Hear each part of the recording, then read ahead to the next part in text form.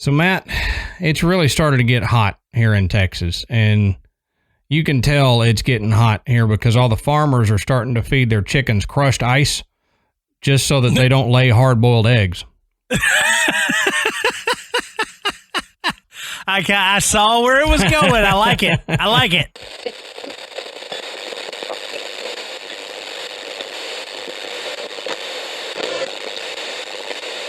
Good.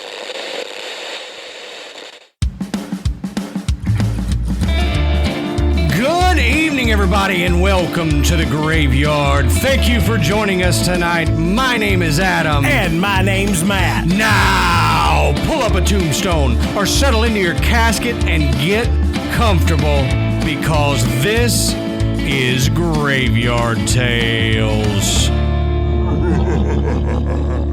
All right, everybody, here we are again. Matt, how you doing tonight, brother?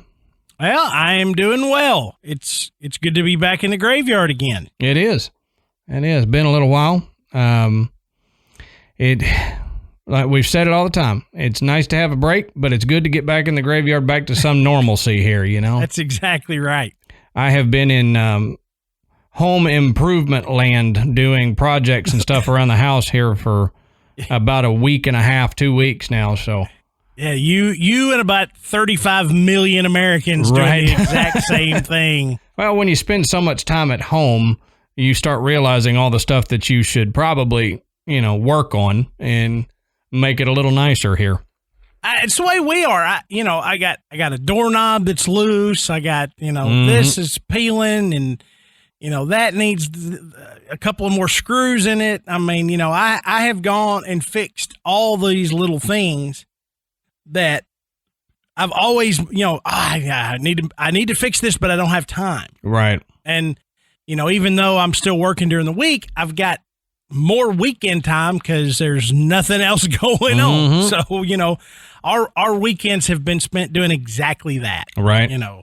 I've been working on, redoing our back porch, cleaning it up and building new benches and stuff for the back there and painting the furniture we got to match. And so I have, paint all over my hands. I somehow got it on my knee. I think it's in my beard. But I'm just trying to get it done before it legitimately gets too hot here to want to sit outside. People are going to drive by Adam's house and go, man, that guy must really be taking this quarantine thing seriously. No, he's just spray painting. Yeah, right. Exactly. Exactly. And the thing is, you always do that prep after you have not done the prep. Right. It's already too late. Your hands are already blue or green or whatever. You've already got it on your face. You've spray painted the cat. Bella's got red paint on one of her paws. Where Amanda was painting something and Bella just walks right through it. Yep, pretty much. And like you said, you don't have that forethought prior to doing it. It's when you look like you punched a Smurf in the face and got blue all over your hand that you're like, maybe I should do something about this. So that's right. That's right. Gloves. They work wonders. Well, we can't waste the gloves now. We're in a pandemic. Why are we wasting gloves? Real quick, though, we wanted to thank Podbelly. I've got plenty. Yeah, right. True. Real quick, we wanted to thank Podbelly. Go to podbelly.com and you can find out stuff on how to start your own podcast equipment and tips and all that kind of stuff. And you can find out more shows similar to Graveyard Tales and some that are not that you will still enjoy. So go to podbelly.com and check them out.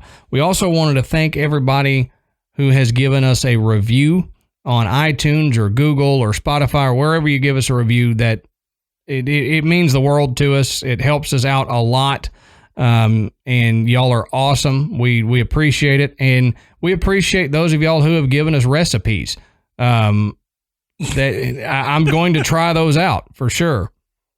I love it. It cracks me up. It's like, great show. And now banana bread. Yeah, I love it.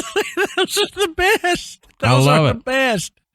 And I definitely have printed them out to try some of them. So, it kills. I want to know that person that is new to the show that hasn't heard you say that before, and then they're reading our reviews. I wonder if I'm gonna like this show. And they read the reviews and they're like, "It's a bunch of recipes. What is this?"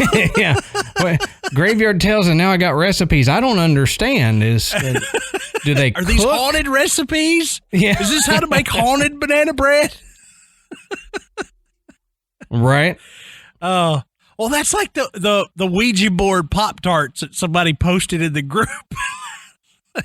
You want a haunted toaster? This is how you get a haunted toaster. Yeah, no joke, right? Mercy.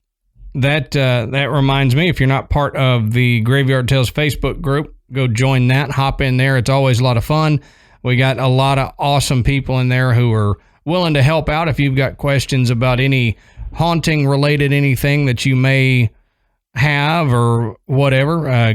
Hop in there and talk to the people. They're great people. Or want to experience. I mean, this group is a great place if you're going to go on vacation, and hopefully we all can this summer.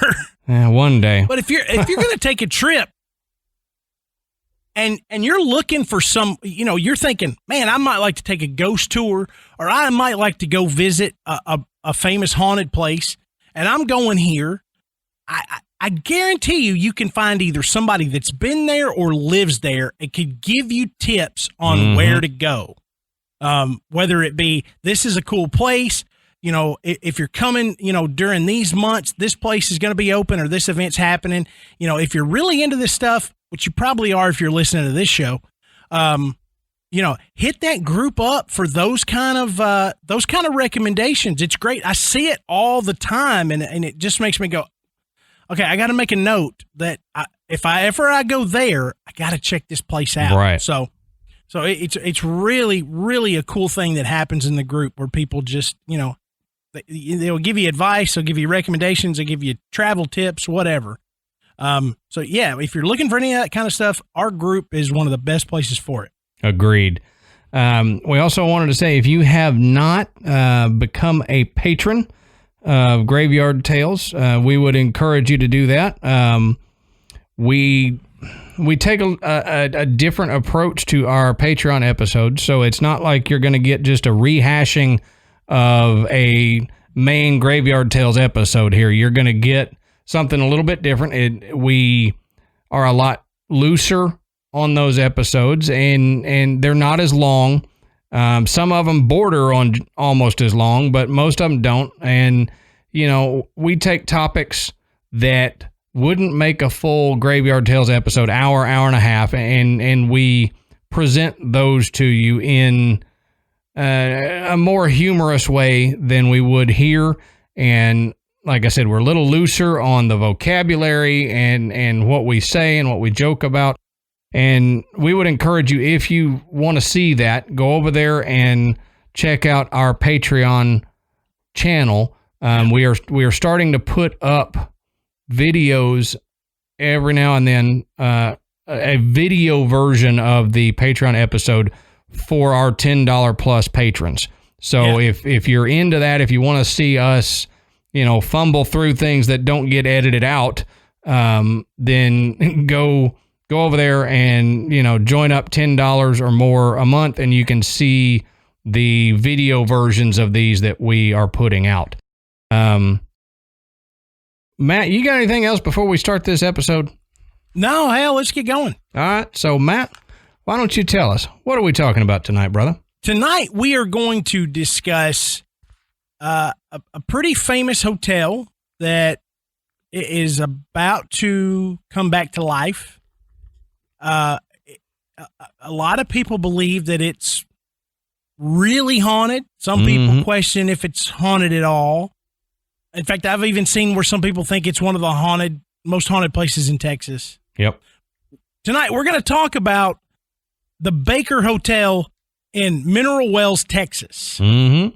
That's like an hour and 15 from where I live. So I've actually driven very near it and didn't get a chance to stop in because, like we'll talk about, it's under renovation now, so we can't go see it at the moment. Yeah. But Yeah, it was finally purchased, about a year ago?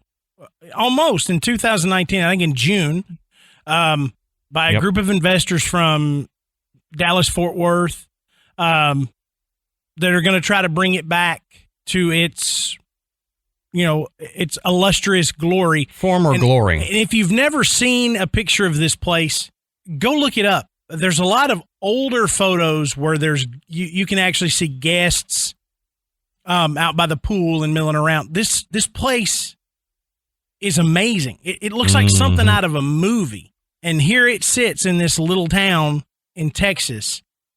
But they just, it looks like somewhere it looks like it ought to be in Beverly Hills. Yep.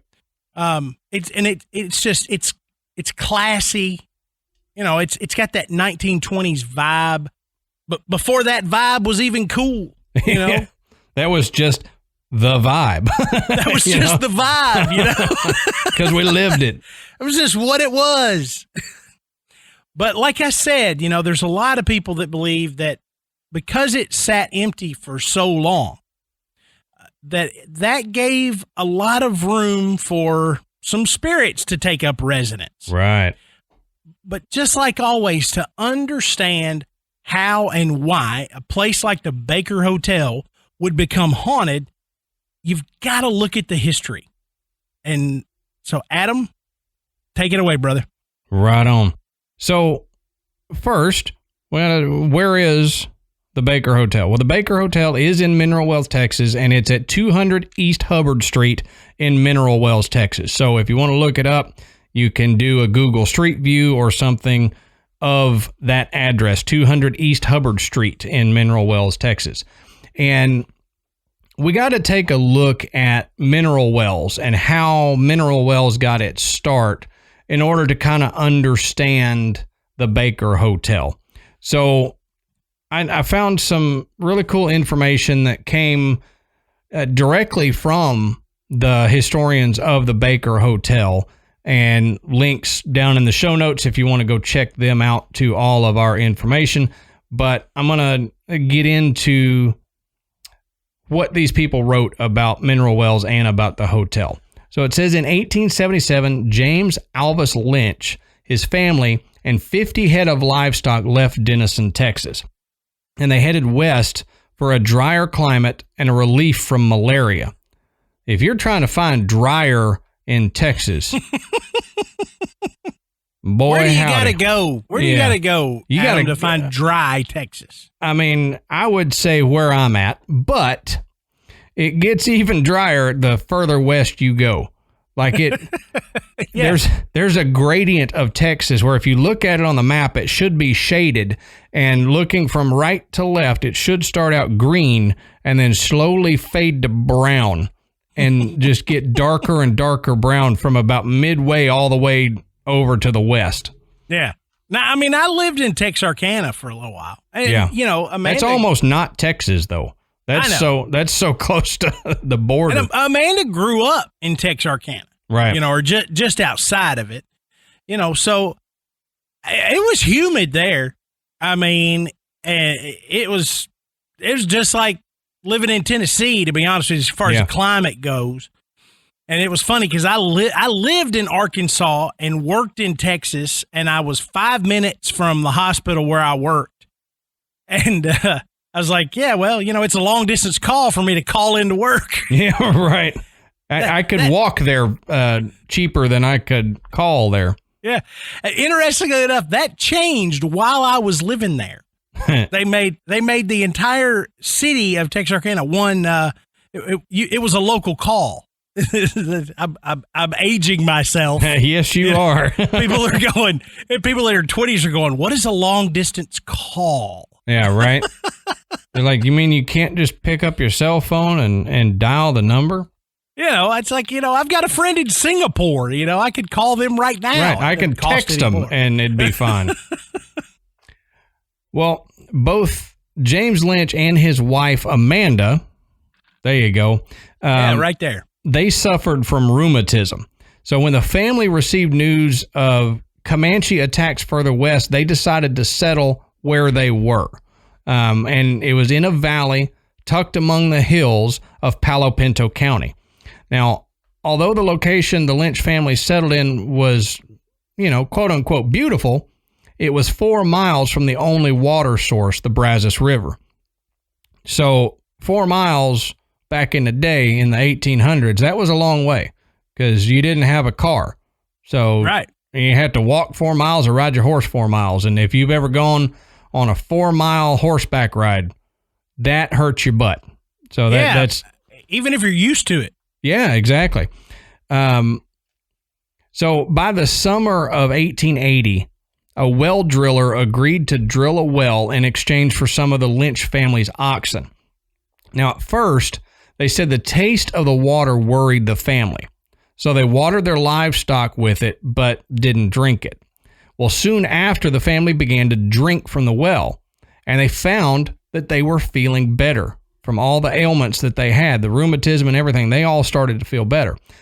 Well, news of the healing water spread quickly, and the neighbors then began drinking from the well. So within months, hundreds of strangers were arriving to the Lynch property inquiring about the water. Man, you got some good water if you got people coming from, 10, 12 miles away just to check out your water. That's right. Then again, during the summer in Texas, I would drive 10, 12 miles to get some good water because it gets dry here. Yeah. That's like that joke, it's summer in Texas when bridges stop being associated with creeks and rivers. They just become bridges over ditches. Landmarks. Yeah, right. So with the popularity of the water spreading, the town of Mineral Wells was formed in the fall of 1881 with Mr. Lynch naming himself the first mayor. And if you started the town, why not call yourself the mayor? Hey, that's the rules I live by. Right? That's why I'm starting a town pretty soon. Matt, you can come be the associate mayor. Okay.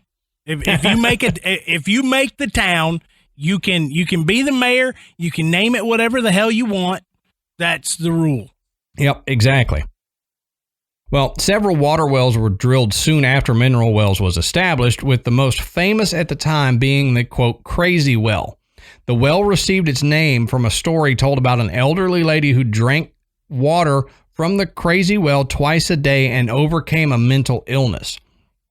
Oh, I thought it was going to be the reverse. Yeah, no.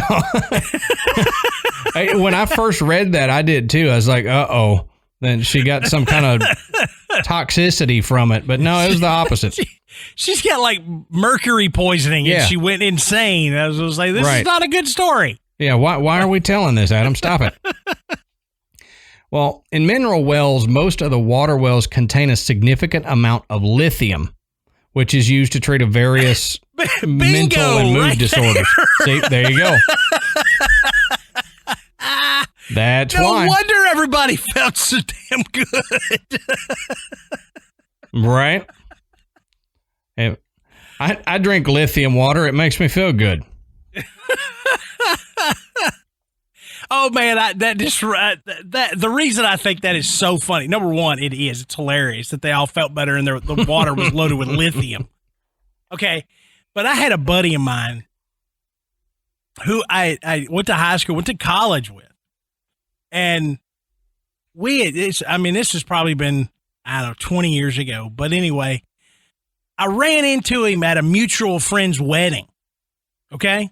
Mm-hmm. And we're standing, and his wife and his son, who was probably about 9 or 10, were dancing together on the dance floor, just dancing and everything like a mom and a young son would do. And they were having a good time. And he kind of comes up and he puts his arm around me and I'm standing there. He goes, "They really look happy, don't they?" And I said, "Yeah, they do, man." And he goes, "It's lithium." And I just died because that answer, I did not expect that answer. Just like I didn't expect that answer then. Right. And so I was like, that just struck me. Well, in the early 1900s, in the early 1900s, geez. I've done thrown him off now. Right. In the early 1900s, stories of mineral wells healing water brought visitors from around the world, and shortly after, bathhouses, drinking pavilions, and spas began to open. Now, the trains that brought in the visitors also helped the mineral water companies distribute their products outside of mineral wells. Now, during the Great Depression, mineral water companies suffered due to the luxurious nature of the product and travel costs. However, despite all of that, the Baker Hotel flourished, drawing in guests from the local to the notable. So real quick, let's take a look at the history of the Baker Hotel before we hand it off to Matt. So basically, the town became known for its mineral water, its lithium water, basically. The only place in Texas you can go to get lithium water. So people were coming from all around to get that. So then the Baker Hotel was built. Well, it says in 1914, the Crazy Water Hotel. So you remember the Crazy Well. This is the Crazy Water Hotel. It was erected and became the center of activities. But there was a devastating fire in March of 1925, which destroyed most of that building. Well, in 1922, citizens of mineral wells were concerned that non-citizens were profiting off of the growing fame of the community's mineral water. Hence, the Crazy Water Hotel, it was built by non-locals. They were worried about it. So they raised $150,000 in an effort to build a large hotel facility owned by local shareholders. Well, they solicited the services of a prominent Texas hotel magnate, Theodore Brasher Baker, who gained fame by designing buildings such as, the grand hotels like the Baker Hotel in Dallas, the hotel in Fort Worth, and he managed the Connor Hotel in Joplin, Missouri. So if you know any of these hotels, he was the reason for these hotels. Now, the Baker Hotel in Dallas and this one, same bunch, right? Right. Yeah. Same bunch, same, designer and all that stuff. It's just different cities there. Yeah. Well, architect Wyatt C. Hedrick based the hotel design on the Arlington Hotel in Hot Springs, Arkansas, which was known for its water and baths. So they already had, Hot Springs, Arkansas had their hotels around their hot springs, and it's kind of what he was designing this off of. Well, construction began in 1926, and it was completed in 1929, and it cost $1,250,000. That is a lot of money. 1929. Yes, that is a lot of money nowadays, but that was a ton of money in 1929. Yeah. I mean, I don't even know what that would be now. That'd be in the it'd be in the hundreds of millions easily. Right. I didn't do the conversion rate mainly because I'm lazy, and secondly because I'm bad with numbers. So it wouldn't have come out pretty, it wouldn't have come out well at all. So it's a lot of money. Yeah, we'll just say it's bukus of money. That there's what we call a buttload of bills. Yeah, I'd say so. Yeah. So the hotel ended up opening in 1929, and that was just 2 weeks after the stock market crashed. So fantastic timing, right? Yeah, exactly. Oh, man. It did okay, though, even though the timing wasn't great. It did okay because of what it was. Which is amazing to me, because a hotel it's just like now. People want to travel. They can't travel. What's going to suffer? The businesses that depend on people traveling. Exactly. And, so the stock market crashed. What's one of the first things people aren't going to do is travel. Right. So you would think a hotel, especially one built like this, a big luxury hotel in a small town in Texas, you figure it's probably going to be the first one to go. Sure. But they did okay for a little while. Now, it was 14 stories and it towered over this small town. And this small town at the time only had 7,000 residents in it. So they called it a brick giant back in the day because it was so big. It had 460 rooms, 2 complete spas, and what is said to be the first Olympic-sized swimming pool in the United States. And it was most definitely the very first swimming pool in any hotel in Texas. Wow. So it holds claim to that. It was the first Texas hotel to have a swimming pool in it. And now all of them have it. I know, and I read a cool thing about the pool is you could go underneath the pool. Like you could drive, there was a tunnel that went under the pool. Mm-hmm.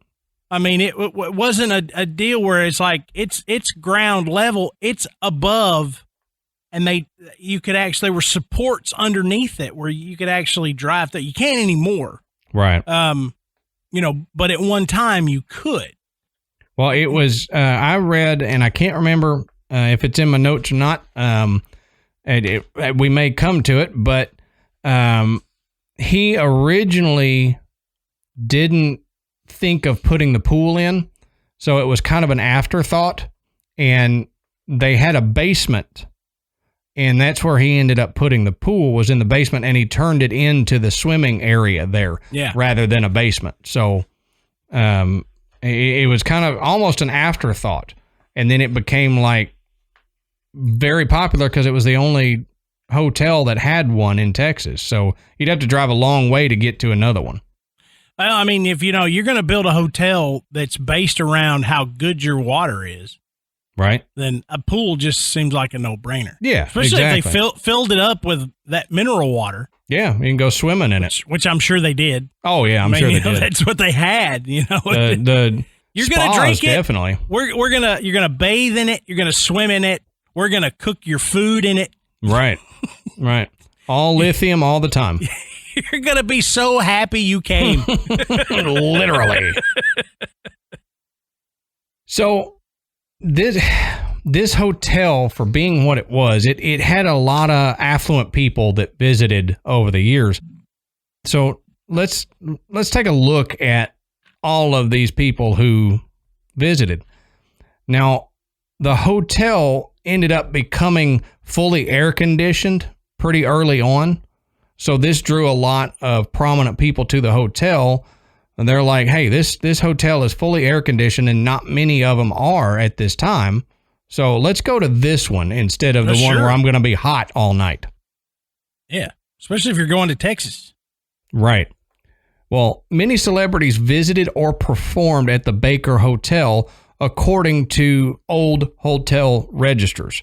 Now, the Baker hosted the Three Stooges, Clark Gable, Judy Garland, Will Rogers, Marlene Dietrich, General Pershing, Lyndon B. Johnson, Jean Harlow, Sammy Kaye, Jack Dempsey, Sam Rayburn, Helen Keller, Ronald Reagan, and Mary Martin, just to name a few.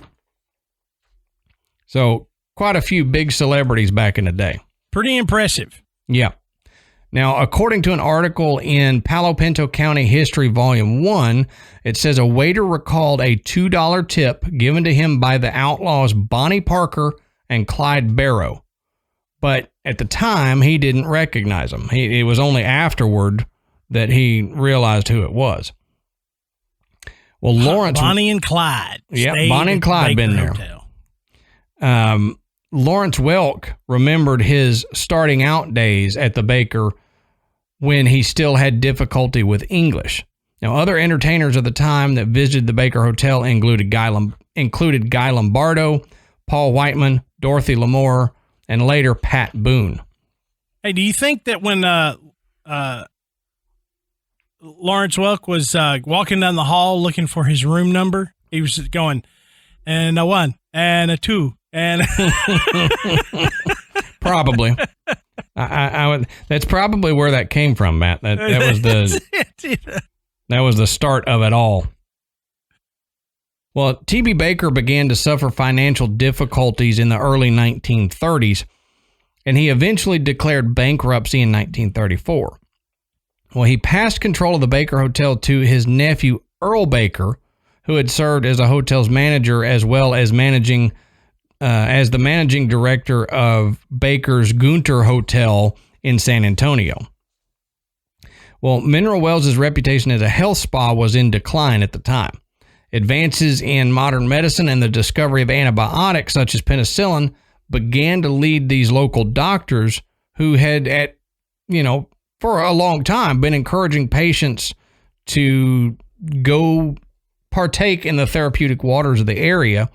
They started to push their patients to invest more confidence in medicine. So that was about the time where all of these health spas and everything kind of started to take a decline. And the Baker Hotel was no different. They started to as well. Yeah, I mean, a lot of those places around this time, they became hot spots. They became destinations for celebrities and politicians and the affluent at the time because they were health spas. I mean, right. they were big, fancy hotels, but at their core, it was a health spa. I mean, the Stanley Hotel was built on that premise as well. Right. The whole idea that, you come here and enjoy the unadulterated, cool mountain air, and you'll feel better and you'll recover and life will be better for you. A lot of these places existed. And, you're right. With the invention of modern medicine, or I guess invention is a bad word, advancement of modern medicine, they went on a decline because it was a lot easier to go to your doctor and get a pill that made you feel better than it was to, trek halfway across the country to drink some really great lithium water. Right. Or sit in a hot spring or whatever it was. Would like to go sit in a lithium water bath. I would love that. But I'd love it. You can find some of these places now because they have, holistic medicine has become more avant-garde. Right. And, people are looking for ways to not have to take pills, so they've gained in popularity. So just like with the Baker, you're seeing more of these places be renovated, and try to kind of grab that mojo they had back in the 20s and 30s and 40s. Exactly. They're great places, and old hotels are great places to go if you're into maybe the haunted genre of your vacation. Like I mentioned at the top of the show, these old hotels are so good, and especially, and I can't wait. I almost wish we'd been able to do this. And we may in a couple of years, because now that they're stirring stuff up. Oh, yeah. You and I have talked about this. You start renovating an old building, especially a hotel. Mm-hmm. And man, you don't know what you're going to wake up. You don't know what's going to happen. And, to me, that would be exciting. I mean, you've got a place that's already got a reputation for being haunted. Now you're going to go in there and fix it up. Mm-hmm. What are you going to find? What are you going to wake up in there? Yeah, no kidding.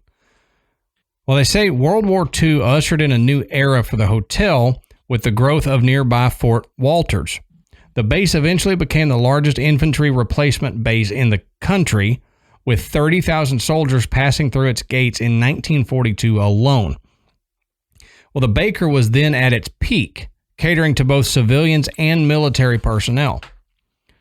Well, it goes on to say that life in America began to change by the 1950s. The FDA started to crack down on inflated advertising on cure-all tonics, and mineral waters changed the way we viewed medicine. New antibiotic drugs and preventative medicine soon became the healthcare mainstream as the need for mineral waters began to fade. Well, the interstate highway system in the late 1960s rerouted the main flow of traffic out of Mineral Wells, and I-20, 14 miles south, cut off a major financial artery to the town. And I mean, that's true. That's how you get to you got to go down I-20 to get there, but then you jump off and you got to take these back roads, smaller highways to get there. And with that being the case, people weren't driving through on their way to their destination and say, oh, hey, let's stop here for the night. So it really hurt the Baker Hotel. Well, in 1952, Mr. T.V. Baker retired. Now, since he had no children, he left his hotel empire to his nephew, Earl Baker, who we talked about before, who was already successful in that business. Earl Baker lived in San Antonio and said he would continue to operate the Baker in Mineral Wells until his 70th birthday. Well, true to his word, on April 30th, 1963, the Baker closed its doors. But it didn't last for long because a group of civic leaders managed to reopen the hotel in 1965, but they didn't make much profit. So the hotel closed for good in 1970. Well, Earl Baker was actually visiting the hotel for one last time on December 3rd, 1967, when he suddenly had a massive heart attack. And that contributed to his death soon thereafter. So it was kind of a weird thing for him to have let go of the hotel. He comes back and then he suffers a heart attack at the hotel. Really odd turn of events. Yeah. It's like coming back to your childhood home after 40 years and then be like, ugh! Right, exactly.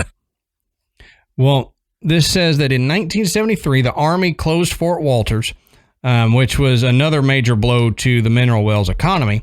But by the late 1970s, the city had lost 1/3 of its population.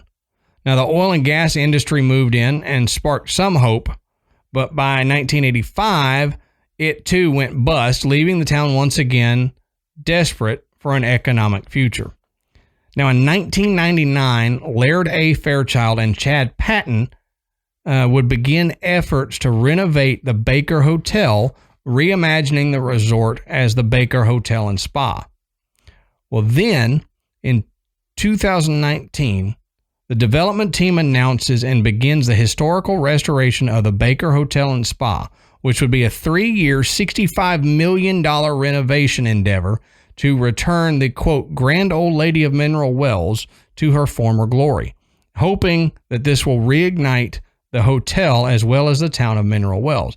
And I'll tell you what, Ashley and I have talked about this, and once it gets back up and running, Ashley and I and Michael are going to go spend a night or two there just to see what it's all about. Because Matt and you and I were talking right before we started this, and it reminds me a lot of the Reed House. I remember the name of it, the Reed House Hotel in Chattanooga.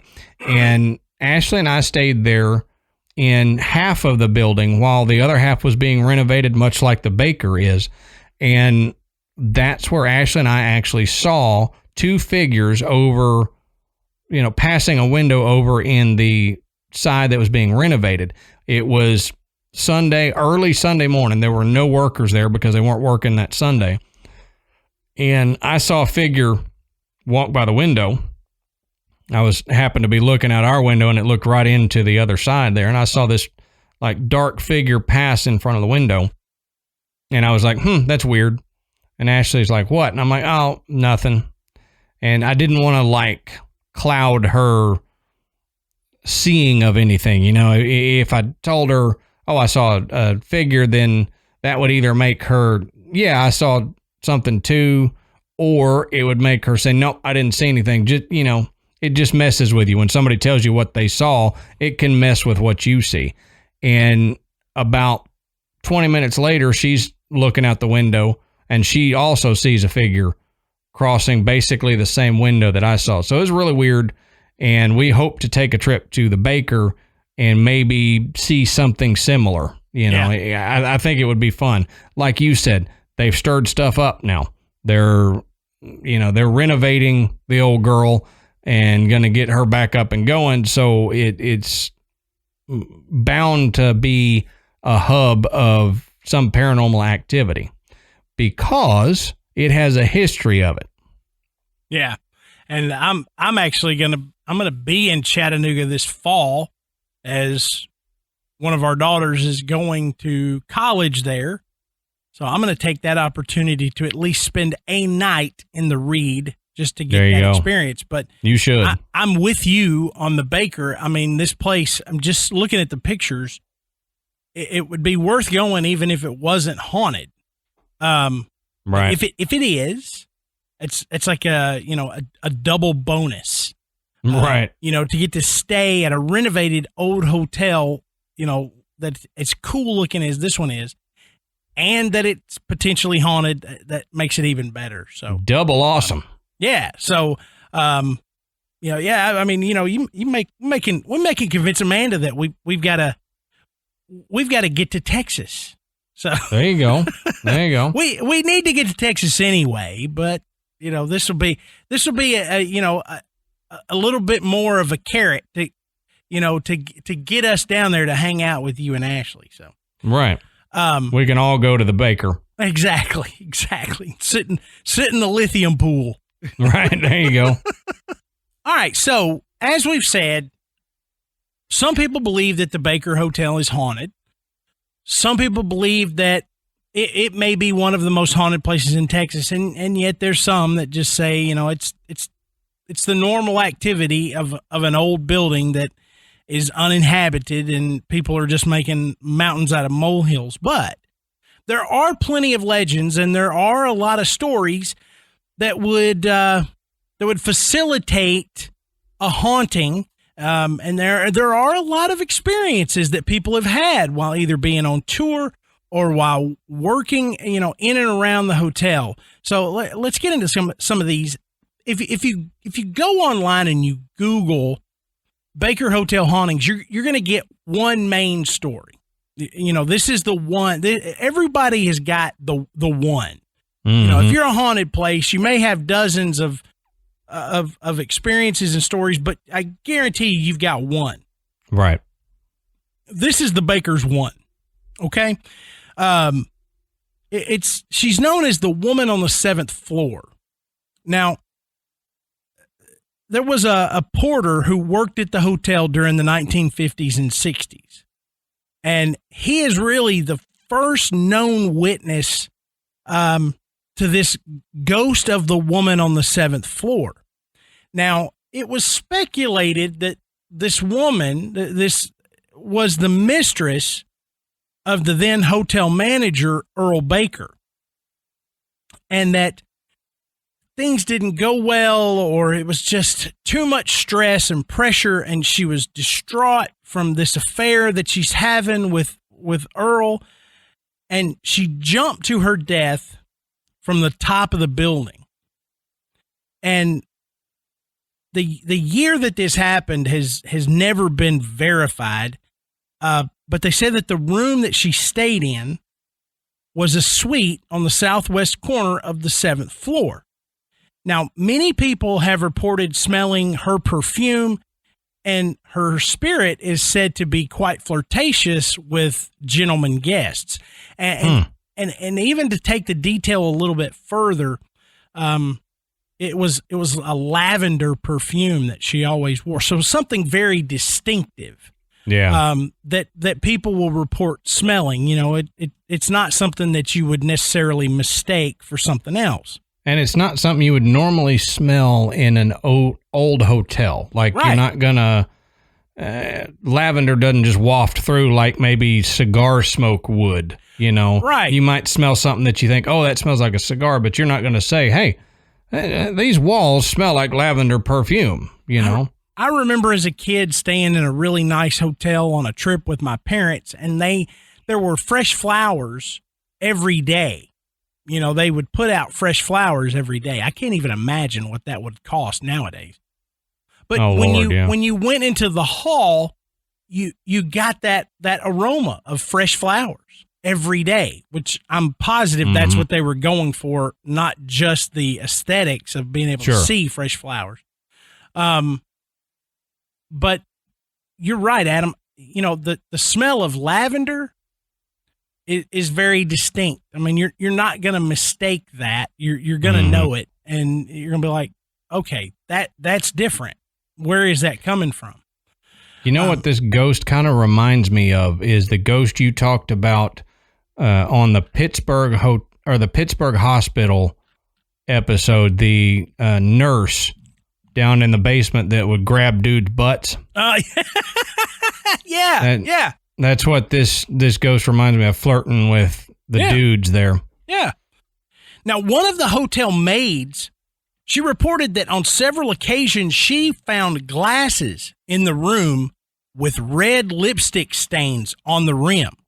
Weird. And it took place Somebody at eating times. glasses? What's that? Somebody eating glasses? Well, yeah, I don't get that. It's like a magic trick, I can eat glass. Oh, yeah, I get it, yeah. But the funny thing about that is it happened during a time where there weren't any guests in that room. So you certainly wouldn't expect a nice hotel to start leaving dirty dishware around. Sure. So, yeah. And the maids are going to know, I've already cleaned this room. There wasn't a glass with lipstick on it. And it happened more than once, according to this particular maid. You said lipstick on glasses, and it makes more sense now because my dumb butt thought you were talking about spectacles. Like, that's why I was like, that's weird. Why would they have lipstick on glasses? And it just didn't, for some reason, register. Oh, you mean like drinking glasses? Oh, okay. I get it now, but I was like, why would somebody be sucking on some glasses? I don't get it. You just had a Matt moment. Yeah. I do that all the time. I do it on the show all the time. In my head, I'm picturing this, That's pretty good. I didn't even think of that one. Yeah, that confused me. I'm back on track now, though, Matt. So all right, excellent. You can continue. I'm not confused anymore. So, Mr. Ronnie Walker worked with the management of the tours and the buildings in the late 1990s and the 2000s. And he was the assistant to Jane Catrett, who was the building manager at that time. Now, Ronnie reported one night that he was near the main lobby on the first floor when he heard the distinct sound of a woman in high heels walking across the lobby. Now, thinking the footsteps were those of the manager, Jane Catrett, he called out her name. But the footsteps faded away, and upon further inspection, Ronnie found himself all alone. Now, later, he would find out that Jane hadn't even been in the building that day. And again, this is at a time where the building's been closed since the 70s. They've got a building manager and an assistant that are just kind of keeping the thing from crumbling around, and just doing the routine checkups. I mean, not a caretaker. I mean, he wasn't living there. In fact, they didn't have a caretaker. They had nobody that stayed there all the time, to make sure that things were still operating and running. They just had people that just made sure it didn't just completely crumble to the ground. Sure, they or just that somebody was like stuff. Squatting there or something. Yeah. But, they would, it wasn't an eyesore in the town, so they would still, they would still decorate it and those kind of things, just to kind of, nobody was staying there, but you really don't want this gigantic, the brick giant, as Adam said they called it, just, looking like the daggum Colosseum in Rome. Yeah, right. In the middle of this small town in Texas. But on another occasion, Ronnie reported being on the 7th floor, resetting an electrical breaker to the Christmas lights, which he said continuously tripped every night during the display. Okay, I get it. This is no big thing. I get breakers tripped all the time. Whenever we start plugging in Christmas lights and all that stuff, and we have to, plug this in there, plug that thing over there, because we can't plug them all into the same extension cord, or it's going to trip the breaker. Could be old wiring. So he was having to go up there several times, and as he was inspecting the fuse box, he was trying to locate the breaker switch. He started hearing footsteps coming up behind him. So he said they were quiet, like somebody was coming up, like not wanting to bother him. They realized he was doing something. Mm-hmm. And it kind of startled him, he said, and he turned around and there was nobody there. So Ronnie says he just spoke to the possible ghosts that had come up behind him and said, you know, I promise, I mean you no harm. We're just trying to fix the lights. And he says after that night, the nights never tripped again. And so a lot of people will say, oh, well, you know, he just fixed the problem. Well, if all he's doing is resetting the breaker and he's done it a dozen times and this happens and now it doesn't happen anymore, that seems a little strange. What did he do that time that was so different? Well, he talked to the ghosts and said he didn't mean him any harm. And then all of a sudden it quit happening. So Jane Catrett, as we mentioned before, she was the building manager around this time, but she also had some interesting experiences while she was the manager. In the 1990s, she was told that employees at the bank across the street from the hotel reported that they had noticed the windows of the hotel would be open on various floors. Later, they would notice these windows closed and others would be open. After a while, they began to take note and count which were open and which were closed. And the pattern would change. So they thought it must be the man that lives in the building and takes care of it. But as I said before, the Baker Hotel did not have a live-in caretaker. Right. There was no man. So after a while, the interest in the windows for the bank employees, you know, just it kind of waned and they just stopped noticing. But like I said, as the hotel closed in 1970, never was a caretaker. So who in the world was opening and closing windows? And I did find some investigations that were done. And Adam and I were discussing this before we started the show that, you know, they said that the tour guide that they were with opened and closed a few windows. And I was like, why? Mm-hmm. Well, number one, why would they care? Right. And number two, why would they necessarily think they had that right to just go open and close windows? Yeah, the tour guide is not necessarily affiliated with the hotel. Yeah. They just got permission to go do that from the hotel. Exactly. So they're not going to care if the windows are open or closed, and they don't, like you said, have the right to do it. You know, and I admit, maybe somebody did, at some point, this investigation was like in 2006 or something, they're talking about opening up windows. Oh, well, maybe they did. It gets hot. Sure. They open it up, old buildings that don't have air conditioning or at least working air conditioning, no power. I mean, stuff happens. Stuff happens to buildings that aren't lived in. I can understand why, but why you would want to do that. But what I can't understand is with no caretaker, why would a tour guide do it? Why would these bank employees notice it happening all the time and in different windows? Yeah. Why would just some tour guide be coming through changing which windows are open and closed? You would think if this was something they were going to do, they would open the same windows all the time. They wouldn't just randomly start picking different ones. Right. It'd be, look, this window always opens and closes randomly. It would be something they could point to as a always happening thing. This ghost wants this window open or closed. Yeah, exactly. So in 2000, in an article for TexasEscapes.com, Bob Hopkins spoke with a local Mineral Wells woman who claimed to be a psychic. And she wanted to remain nameless. Can't talk. I just combined anonymous and nameless. Hey, I like it. Nameless. Nameless. Anonymous. Magnanimous. There you go. Okay. She wanted to remain anonymous for the fear of ridicule. She's a psychic in a small town in Texas. I get it. Now, she told Bob that ever since she was a young girl, she had had the ability to see spirits. She said she had been in the Baker many times, and had even managed a shop on the outside the first floor back in the early 1980s. She said the stories are true. The Baker is very haunted, but not like we're thinking.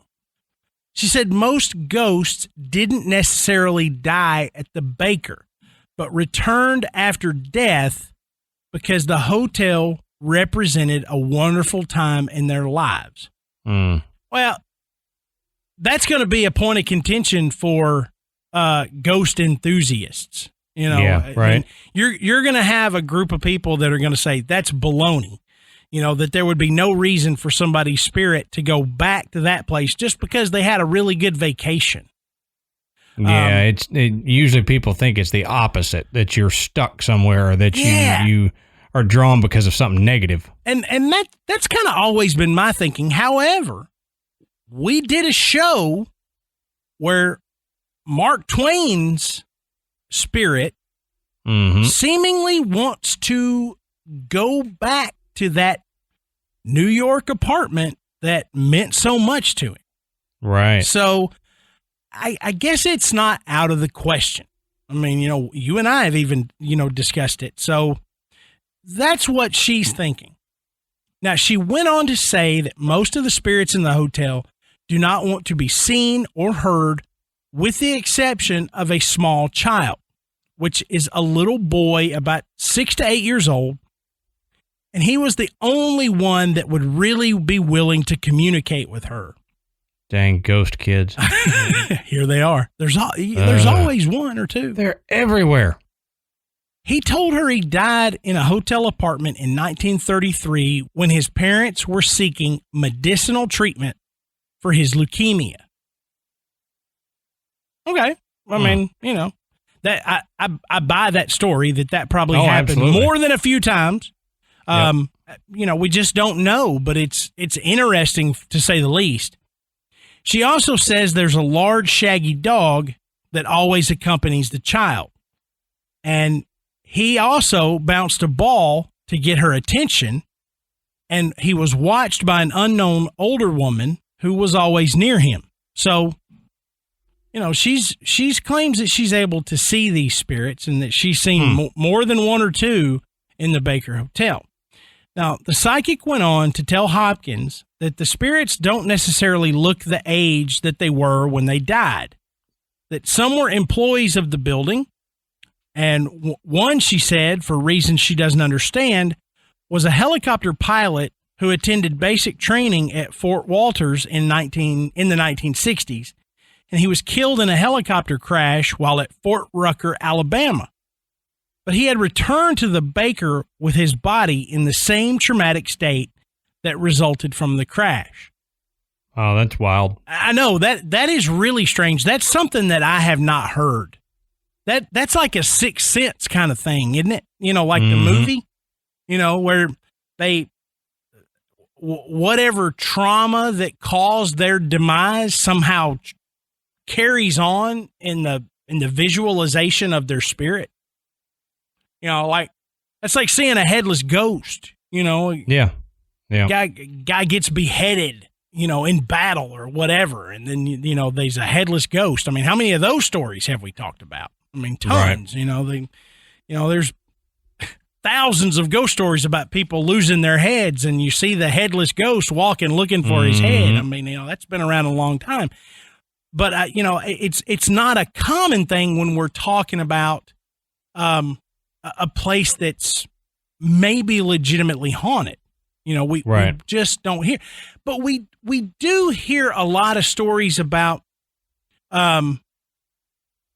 people that will see apparitions that appear to be repeating the same thing. I always recall that the one night at the White House where that spirit of the daughter of the woman that was executed comes up and beats on the doors, pleading for her mother's life. That's that person in life did not die right there, and most likely did not die at that age, but that was kind of it was just imprinted on that location because of the emotion and the energy. Right. You know, I don't. And we hear, you know, about the. I thought of it as battle wounds. The hotel or the helicopter pilot coming back to the hotel. I thought of that as like a battle wound thing. And we hear about that if we're talking about a battlefield like Gettysburg or something like that. But we don't hear about it in a hotel or any place this far away from the spot they died, that they come to this spot still in that state. Right. Yeah. He was in Alabama. Right. That's the weird part to me is you come back still with the trauma of your death, which you would think would then leave the spirit either where they died or with the helicopter pieces or something like that, but he comes back to a hotel. So that's unique to me. It's not normal. And, you know, maybe it's a thing of, it's not so much her idea that this represented a happy time in their life. Maybe there was unfinished business there. Maybe. Yeah. Or maybe he came back to get healed. Maybe. Or maybe that was going to be his next destination. You know, maybe he died before he ever got a chance to make that trip back.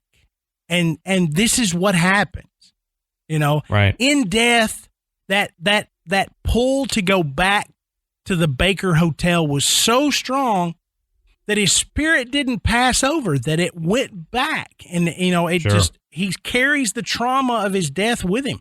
I don't know. There's a lot of theories that you could come up with for why this guy would not only go all the way back to the Baker Hotel in Texas, but would carry, you know, in spirit, the injuries that killed him. Right. So there's other stories. Like I said, there's other legends. One of the intoxicated, quote unquote, suicide jumper. Now, this story tells of a woman who became intoxicated and who tried to jump into the swimming pool from the ballroom balcony on the 12th floor. Now, she didn't make it, of course, but the stories of the myth vary. Some say that she was racing her boyfriend down to the pool and thought she could survive the dive in the pool from the 12th floor, while others kind of thought maybe there was some foul play involved, that she didn't jump, that she was pushed. I got thinking about that. She was racing her boyfriend. That sounds like something one of my kids would think. Not that they would do, but they would think, you know. Yeah. All right, I'm going to race my brother. He's got to go down those stairs. If I could jump in the pool from here, I could be down there in the pool when he got there. How cool would that be? But most of my kids would understand that you can't jump from a 12-story building to land in a swimming pool. And someone that lady's age, you would think, would know you can't survive that jump. So, I mean, just logically, it would put to, if that story is true in any way, that it was foul play. Yeah. Now, you've got an 8-year-old. So you are learning these little things that churn in an 8-year-old's head. Right. Okay. Now, I know from the older kid that when we go somewhere and you see something, for example, a hotel with an indoor swimming pool that's got like a little overlook ledge. As soon as I see that, I'm looking at my kids. You can't jump off of this. Yeah. This is not a diving board. You can't jump off. In fact, I don't even want you going up there. Right. Exactly. Because immediately I see it and it clicks in my head. One of these kids are thinking it right now. And I'm going to shut them down. They're going to think I'm psychic and they're not going to do it because I'm looking at it going, if I was a kid, I would want to jump off of that into the pool. Right. Exactly. So you see that kind of stuff and you're like, okay, wait. If I think it and I don't say it, they're liable to try it. So I better call this right now. Yep, exactly. Now, another story is the cook and the maid. Now, this legend says that the hotel's cook was having an affair with one of the maids. That's probably true for about 98% of the hotels in this country. Mm-hmm. When the maid threatened to expose their relationship to the cook's wife, he flew into a fit of rage and he stabbed her to death in the kitchen pantry. That's pretty brutal. Jeez. You know, he didn't even try to reason with her. He just said, I got to kill her. Yeah, that's crazy. Now, female visitors have reported hearing a woman's voice telling them to leave when they entered the kitchen. So, you know, that's one of those that it's a chicken and the egg kind of thing. You know, again, This is a legend. There's no facts. There's no evidence that a murder ever took place in the Baker Hotel, much less in the kitchen. But if there are reports of female visitors, tourists, whatever, that tour the kitchen and get this feeling of this woman's voice is telling me to get out of here, then sometimes you develop a story around that to explain it away. And, you know, a lot of legends are based in truth. And so maybe there was somebody had a story about something that happened, and maybe it didn't end in murder, but maybe it was enough that they can kind of take that and go, okay, we've had about a dozen people say that they've heard a woman's voice tell them to leave when they walk in the kitchen, you know, so it makes a good story. I'm not saying that's what happened. I'm just saying, you know, when you get a legend like this and you have absolutely no verification yet, you have witnesses that are saying, look, this is kind of what happened. Then, you know, you kind of put them hand in hand. And, you know, I think that it's okay. It's just story. It's all in good fun, you know. Some people believe that the ghost of Earl or even T.B. Baker is believed to haunt the hotel. Now, you know, Earl is the owner of the Baker Hotel, and another entity still residing in this 10th floor residence where they died. A lot of people have seen evidence that there is somebody milling around up there. So why not, you know? But some of the earlier accounts claim that the ghost is actually that of T.B. Baker, the hotel's original owner. Either way, you know, one of the fabulous Baker boys, you know, might still be lingering around, you know, the 10th floor, which is where they lived. Now, this one I like. This one is a really good one. This one gives you the cold willies. Oh, good. Now, on January 16th, 1948, that's how you know you're getting a good story. You get a full-on date. Yep. Douglas arrived early for work and went to the basement to catch up with his friends who were working maintenance shifts. Now, teenage talk would turn into horseplay, and Douglas began to play with the service elevator at the base of the stairs, jumping in and out while it was in motion. Now, mind you, this was the days before safety features would keep elevator doors from closing entirely if something got in the way. Mm-hmm. Now, on his last attempt, Douglas did not make it all the way inside the elevator, and he became trapped halfway as the elevator started to rise, crushing his abdomen between the doors and the floor of the moving elevator. Jeez. Yeah. Now, even more gruesome than that, it was half an hour before help could dislodge him and get him to the hospital where he died of his injuries. Oh, now, Lord. This actually happened. Yeah. Okay. Now, if his fate wasn't horrific enough, the legend states that he actually had been cut in half and that the apparition that you can see in the basement of the Baker Hotel is merely the top half of poor Douglas wandering through the basement. Jeez. Now that is a good one. I love like that that one, yeah. story. You know, it's got It's creepy as all get out, and it's in a basement, which always makes them better. And there's actually a verifiable death that's associated. A very brutal death. Yeah. Now, visitors say that if you go down in the basement and you call the young man's name aloud, you will feel a cold rush of air push by you. But they say, it's best probably not to tempt it, especially if you're standing real close to the elevator. Right. Yep. I mean, you wouldn't want to become the payback. That's right.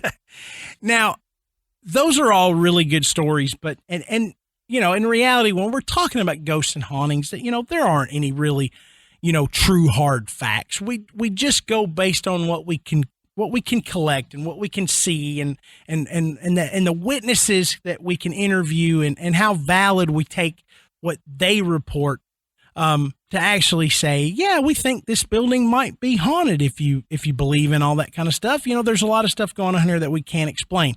Now, there have been plenty of investigations at the Baker Hotel. And there have been so many sightings that they do it does kind of attract, amateur and professional ghost hunters alike. So in October of 2000, there were 2 paranormal investigation teams, the DFW Ghost Watchers from Dallas and the Lone Star Spirits from Houston. Now, they had about $100,000 worth of high-tech scientific instrumentation, and the teams began this full-scale research mission to determine whether or not the Baker Hotel was actually haunted. Now, investigator Dusty Rainbolt. Now, that's an awesome name. Oh, yeah. That sounds like Dusty Rainbolt. That sounds like a guy that I want to talk to because he's got some stories. And I don't know what this guy looks like. I just imagine this guy, he's wearing a button-down shirt, probably like plaid. He's got on jeans and cowboy boots. He's got like a handkerchief hanging out of his back pocket. Maybe he's got a ponytail. Yeah. It's Dusty Rainbolt, man. Right. I want to talk to that guy. Or it's a guy with an eye patch in a porn movie.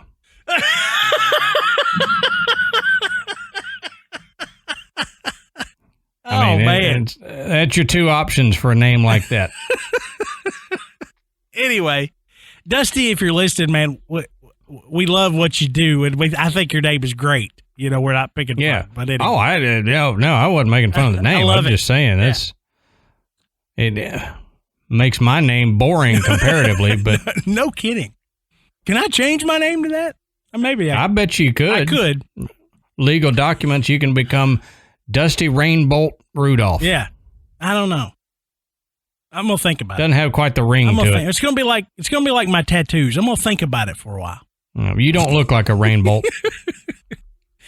But anyway, so Dusty, used a digital camera and photographed hundreds of orbs. Now, orbs, according to some people, they are the spirits of the dead. Orbs to other people are simply dust and particles in the air. It's a highly contentious topic. You fall on one side or the other, and you can't convince one side to think the other side's way. That's right. There's not much of a fence on orbs. But anyway. No. So they did photograph orbs throughout the building, with the largest concentration being in the basement down there with old Douglas and, looking for his legs. Now, on the 5th, 7th, and 14th floors, Dusty also captured an orb partially hidden behind a door, which he said was most unusual. Which, if you're thinking that an orb is just, it's either an anomaly on the camera, whether it's dust, it's lens flare. Yeah, lens flare, something reflecting light when you take the picture. It's going to behave randomly. It's going to behave like dust. It's right. It's going to move around and, but it's not going to look like it has any purpose whatsoever. But an orb that would look partially hidden behind a door, almost like it was hiding or it was looking out. That would be a little different. You don't really see orbs behave that way. Dusty also captured what appeared to be two very distinct ectomist apparitions on the 14th floor ballroom. Another photographer investigator, Weems Hutto, and guy, I hope I'm saying that name right, was taking still shots with a 35 millimeter camera at the same time and captured what appeared to be another ectomist above the first photographer. Now, a psychic who accompanied the team reported seeing, in quotes, an old woman in a wheelchair in the southeast corner of the ballroom who kept saying, "I can't do it. I can't do it." Now, one night on the 5th floor, Donna, who is the psychic that traveled with the team, said she started to feel real hesitant and nauseous as she moved through the west end of the 5th floor. She said someone was trying to make the team sick so that they would leave. She said she refused to go any further in that direction, and later, members of Lone Star Spirits who visited the area began to choke and cough at the same spot, unaware of Donna's earlier experience. Then Donna was then drawn to a room on the north end of the 5th floor where she sensed a young woman making rustling sounds with her dress.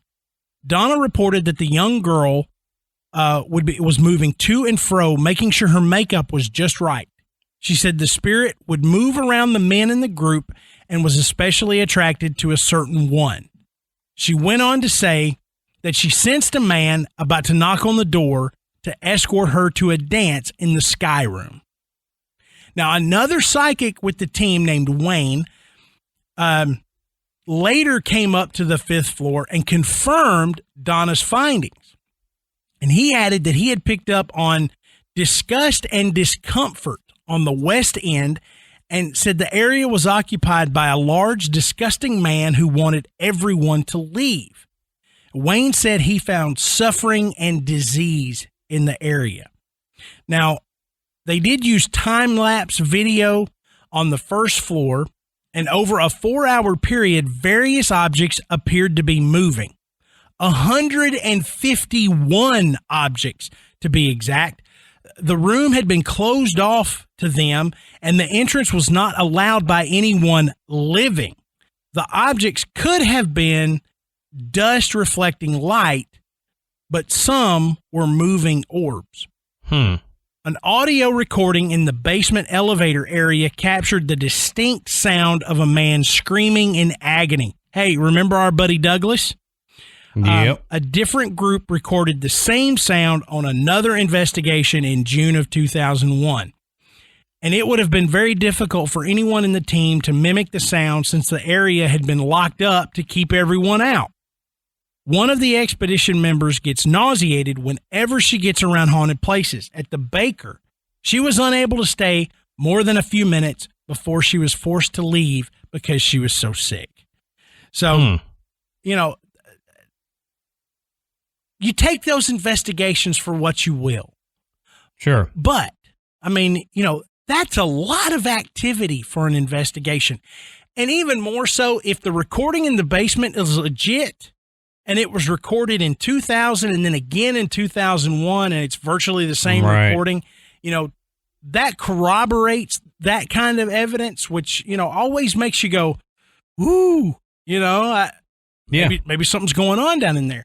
And, I'm never going to be one that go, that's 100%, that's fact, that's proof, that's evidence. No, but it's always curious to me when you get multiple investigations that can produce similar evidence. And I'm not talking about similar stories. I'm talking about if they can produce a recording that was so similar to one that was done a year ago, you got two different teams. Maybe they didn't even hear the recording. And, here we go. We get the same type thing. I'm like, that's really, really interesting and compelling to me. Now, corroborating evidence like that is always makes you think that it could be more valid than if it's just some one-off random thing that somebody gets. And, then you're like, oh yeah, that's cool. But like any scientific experiment, you need to replicate the findings. Yeah. So if you can replicate the findings in a quote unquote haunted location, then that brings a little more legitimacy to that quote unquote haunting. Yeah, absolutely. And, I always find those kind of things, so intriguing because that's what I want to hear. I want to hear people having the same experience or gathering the same type of evidence because that adds some validity to it. Oh, very much so, yeah. This last one we're going to talk about happened in May of 2001. 9 journalism students from Weatherford High School spent a Saturday night in the hotel and not really putting a whole lot of interest in the idea of ghost stories. But the group had a very interesting experience. A picture taken of the students on the 14th floor ballroom shows them enveloped by hundreds of orbs, which they say they never actually saw. Another picture taken by the only female in the group captures what appears to be the profile of a blonde woman's head. No one in the group had blonde hair, and she was the only female, and the picture was taken in a darkened room. That's really weird. Yeah. So, yeah, especially when you get something like that. That's another one of these things. You snap the picture, and then everybody looks at it and go, who is this? Yeah, exactly. The girl was taking the picture. Who is this? So, pretty interesting. And, it's just a little bit of something to give you cold chills. But all of that evidence kind of makes you think. And the fact that it has such a history that, yeah, I think there's a really good chance that the Baker Hotel, is or has been haunted. And that's why I mentioned earlier, this would be fantastic to touch on again in a couple of years to see what new visitors to the renovated Baker Hotel will experience or the stories that you get from the people that are actually working on the renovation. Sure. And this is a place that you and I could go visit pretty easily and do an investigation. Right on. I mean, you think about it. How many stories do we have of people that were working on restoring an old, possibly haunted building and tools go missing? They feel somebody coming up behind them. The power goes out. Power tools don't work. Equipment malfunctions, all this stuff. I would love to be able to get some of that information as this renovation goes on at the Baker Hotel, because I just, my gut, I just know that those workers are gonna get some scares. I just feel it. And, I'm just, absolutely, so this will be something that we kind of put a pin in for now, because, going back and looking at it, over the next year or two, as they do this, you might see some pretty interesting stories crop up. Yeah. And if you happen to be listening to this and you are one of the workers at the Baker Hotel doing the renovation, or someone who is, please get in touch with us. Yeah, we'd love You can that. do it. You can do it however you want to, email or Facebook Messenger or whatever. We would love to talk to somebody doing the renovation there at the Baker, so that we kind of have an in on what's happening.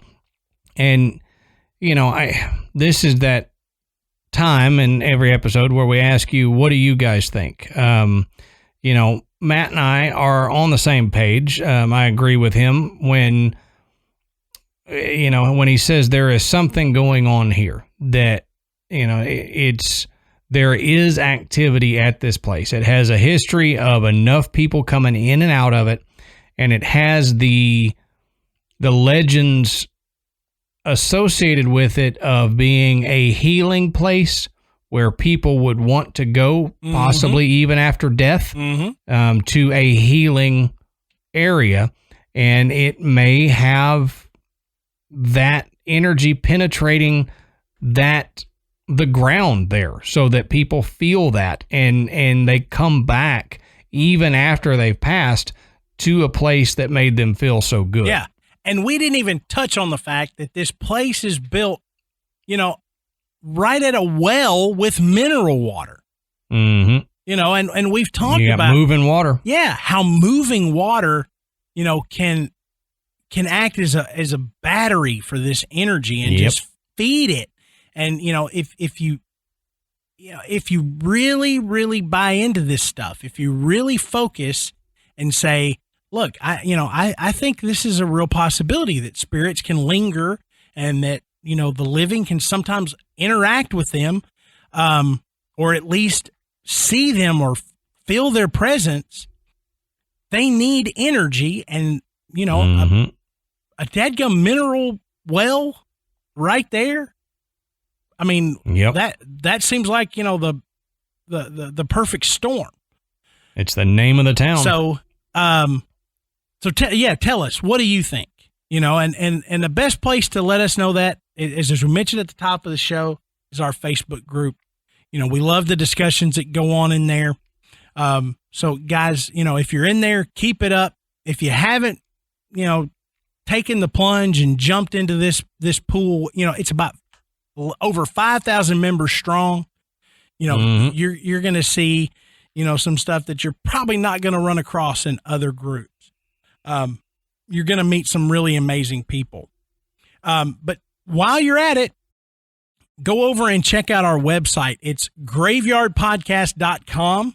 And on our website, you can purchase Graveyard Tales merchandise. And I just saw a post today where somebody had ordered a tank top. So, hey, we got some good looking merch.